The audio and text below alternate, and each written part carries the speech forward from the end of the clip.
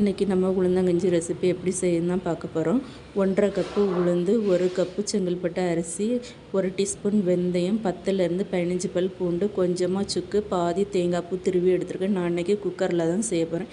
எப்படி செய்யுதுன்னு பார்க்கலாம். உளுந்து, வெள்ளைப்பூடு, வெந்தயம், அரிசி எல்லாத்தையும் நல்லா வாஷ் பண்ணி குக்கரில் சேர்த்துக்கிடலாம். இது முங்க அளவுக்கு தண்ணி வச்சு நல்லா வேக வச்சு எடுத்துக்கிடலாம்.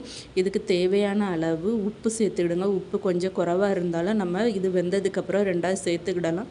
அதிகமாக போட்டால் சாப்பிட்டதுக்கு முடியாது, அதனால் லிமிட்டாக சேர்த்துக்கிடுங்க. குக்கரை நல்லா மூடி வச்சு 5லேருந்து ஒரு 6 விசில் வரைக்கும் நம்ம வச்சுக்கிடலாம். நல்லா இது குலைவாக வெந்திருந்தால் தான் இது சாப்பிட்றதுக்கு ரொம்ப அழகாக இருக்கும். இந்த அளவுக்கு நல்லா குலைவாக வெந்ததுக்கப்புறம் இது கூட நம்ம இடித்து வச்சுருக்க சுக்கு, கொஞ்சம் தேங்காய் பூ சேர்த்து இதை ஒரு கொதி வந்ததும் நம்ம ஆஃப் பண்ணி சர்வ் பண்ணால் இதோட டேஸ்ட்டு ரொம்ப நல்லா இருக்கும். நான் இன்றைக்கி தொட்டுக்கிறதுக்கு தேங்காய் துவையல் தான் அரைச்சிருக்கேன். செம டேஸ்ட்டாக இருந்து ஃப்ரெண்ட்ஸ்.